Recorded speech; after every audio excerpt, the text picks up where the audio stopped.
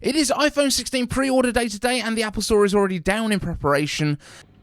Sorry this video is late, that is why I'm saying it's Friday and pre-order day, but Friday got crazy, and then Saturday was also crazy. Here it is. Frustrating everyone that wants a new 30-pin connector for the iPhone 4S that they've been nursing for way over a decade, and wondering what all the fuss is about. After spending Monday watching GlowTime, excitement is at an all-time mid. Tech reviewers are confused. The iPhone looks the same as every year. The new AirPods Max just got repainted in a different shaped charging hole. AirPods 4 basically made the AirPods 3 cheaper, unless you want active noise cancellation, which is less good than the one on the Pros and the Max because it's got no silicone tips. But they're the same price as they were before, but they've got that new feature, which is cool. The biggest upgrade announced for AirPods was actually AirPods Pro 2, which didn't get updated, but got a massive new raft of features to protect your hearing, test your hearing, and if it's not 100%, augment your hearing by acting as a personalized hearing aid for the fraction of the cost of a normal one, making you a cyborg, and it has all of the proper medical certifications. And that's for the AirPods Pro 2 that millions of people already have. That's insane. As insane as the number of people that aren't subscribed but watch me right now, and it's something that together we can solve for Earth. Do the right thing. Apple Watch was also a confusing mess, with the screens getting bigger and the bezels getting bigger, but it's thinner and it listens to you snore like your partner refuses to. It gets so big that it's bigger than the Ultra by what can only be called an imperceptible amount, which, in response, the Ultra became emo and did nothing but start wearing black.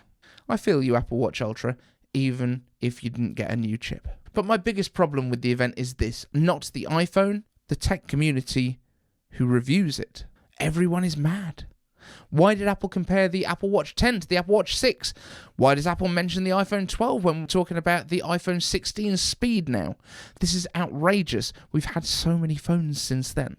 Because if you watch tech reviewers and tech news channels, like me, you're in the minority. Phones will not be revolutionary every year. I see people out in the world using ancient phones like the iPhone 5 and 6 because they do everything that they need still. Have we reached a plateau? Maybe, but that's amazing for consumers. I'm now playing really good-looking games on a 2013 iMac in 2024 because 2013 hardware was solid.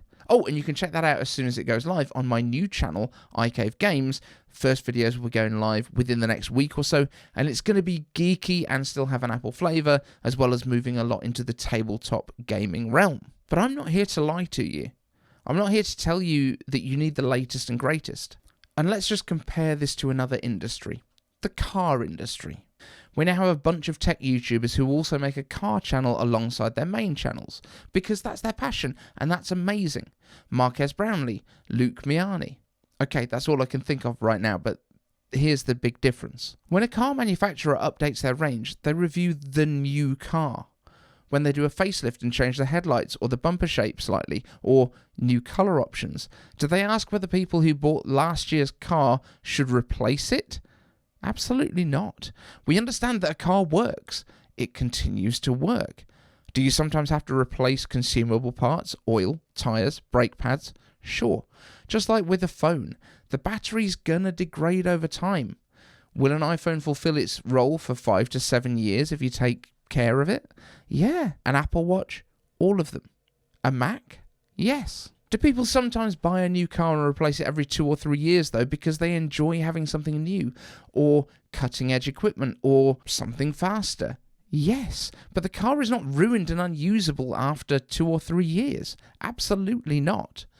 So the idea that tech should be massively innovating every year is really dumb. If every year car makers moved where your controls were, made the turn signals move backwards and forwards instead of up and down, switched up the speedo into a pie chart just so it was different, we'd be really annoyed. The car is a tool to get us from one place to another, and once you learn how to use a tool, you expect it to work the same way for years to come. You might buy a very cheap drill when you first start making stuff, and then spend a bit more money on something a bit nicer later because you enjoy using it. But you still expect it to work, in a pretty similar way to the last drill that you bought, even if it has a new, more comfortable grip. Get happy with your devices. Everything that you can buy new today will take a pretty great picture, and it'll be fast enough, and it'll do what you need it to do, and so will the stuff that was sold a couple of years ago. It's okay. But do you want a new phone, or a new watch, or new headphones? Then if you can afford it, brilliant. You do you. But don't let Tech YouTube tell you that you now have an obsolete phone if it does what you need it to do. We're different people. Want a new colour? There's a million cases on eBay for less than $5. Anyway, I'm off to pre-order the iPhone 16 Pro Max and plan to unbox it in the Apple Store in Birmingham next Friday.